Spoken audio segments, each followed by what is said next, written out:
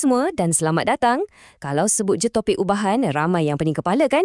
Tapi jangan risau. Dalam kupasan kali ni, kita akan bedah siasat topik ni sampai anda betul-betul faham dan yakin nak jawab soalan peperiksaan. Jom kita mula. Selalu sangat kan kita terkeliru mana satu ubahan langsung, mana satu songsang. Relax. Anda tak seorang pun. Lepas ni, kita akan leraikan kekeliruan tu satu persatu, langkah demi langkah. Saya janji, lepas ni semuanya akan jadi jelas. Okey, so apa benda sebenarnya ubahan ni? Senang cerita, ia macam hubungan antara dua benda. Fikirkan macam ni, kalau harga minyak naik, apa jadi pada harga barang lain? Ubahan ni lah yang terangkan macam mana satu benda tu beri kesan pada benda yang lain. Jom kita siasat. Kita start dengan yang paling asas, ubahan langsung. Yang ini senang je nak faham. Ibaratnya macam kawan baik, Kalau seorang naik, yang seorang lagi pun ikut naik. Kalau seorang turun, yang lagi seorang pun ikut. Diorang ni sehidup semati, sentiasa seiring. Okey, dalam bahasa buku teks, ayat dia macam ni. Y berubah secara langsung dengan X. Kata kunci kat sini ialah nisbah diorang sentiasa malah. Apa maksud malah tu? Maksudnya, kalau awak ambil Y bahagi dengan X, jawapan dia sentiasa dapat nombor yang sama. Tak kira apa pun nilai Y dan X. Macam ada satu formula rahsia yang ikat diorang berdua. Alright, yang ni wajib tahu untuk exam. Ada dua cara nak tulis benda ni. Satu, pakai simbol macam cacing ni, Y sepadan dengan X. Yang kedua, dan yang paling penting, kita tukar dia jadi persamaan. Y sama dengan KX. Huruf K itulah pemalar kita. Anggap je K itu macam kunci yang menghubungkan Y dan X. Okey, dah faham yang langsung?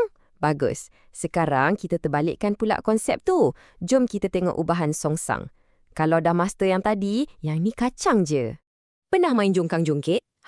Itulah ubahan songsang. Bila kawan awak kat satu hujung tu naik ke atas, awak mesti akan turun ke bawah kan? Diorang sentiasa bergerak berlawanan arah. Macam itulah hubungan dia. Kalau Y bertambah, X akan berkurang. Kalau Y berkurang, X pula yang naik. Nah, tengok perbandingan ni. Nampak tak beza dia?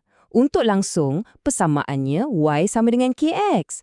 Untuk songsang pula, Y sama dengan K per X. Tengok tu, kedudukan X tu je yang lain. Satu ke atas, satu ke bawah. Perbezaan kecil ni lah yang tukar segalanya. Okey, dengar baik-baik, ni tips pro untuk soalan yang bagi jadual.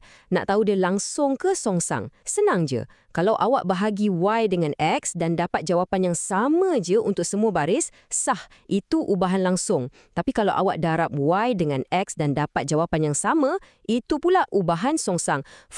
Tips ni memang penyelamat masa dalam exam. Okey, kita dah faham langsung, dah faham songsang, sekarang kita naik level sikit. Apa jadi kalau kita campurkan kedua-duanya sekali? Inilah yang kita panggil ubahan bergabung.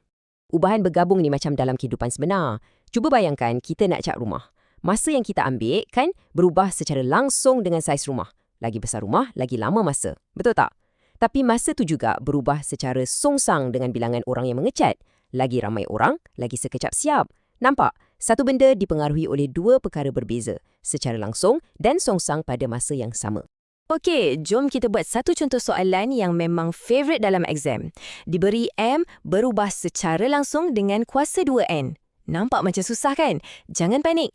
Jom kita pecahkan soalan ni sama-sama. Dan ini dia, 3 langkah magic untuk selesaikan semua jenis soalan ubahan. Serius, 3 langkah ni je. Pertama, tulis hubungan. Kedua, cari nilai K. Ketiga, tulis jawapan akhir. Ingat, 3 ni je, anda dah selamat. Okey, step 1, tulis hubungan. Kita ambil ayat dari soalan tadi, M berubah secara langsung dengan kuasa 2N. Terus tukar jadi bahasa matematik. M simbol proportion N kuasa 2. Lepas tu jangan tunggu lama, terus tukar simbol cacing tu kepada equals to K. So kita dapat M equals to KN kuasa 2. Senang kan? Step 2. Cari K. Soalan dah bagi umpan. M sama dengan 125 bila N sama dengan 5. Apa kita buat? Ambil nombor-nombor ni dan masukkan je dalam persamaan yang kita buat tadi. Jadi, 125 sama dengan K darab 5 kuasa 2. Buat sikit kira-kira dan boom, kita dapat K sama dengan 5. Dah separuh jalan. Okey, step 3. Langkah terakhir dan paling penting. Ramai orang lupa buat step ni. Kita dah dapat K sama dengan 5 kan? Sekarang, masukkan balik nilai K tu dalam persamaan dari step 1 tadi. Jadi, jawapan penuh kita ialah M sama dengan 5N kuasa 2. Inilah yang pemeriksa nak tengok. Siap. Senang kan?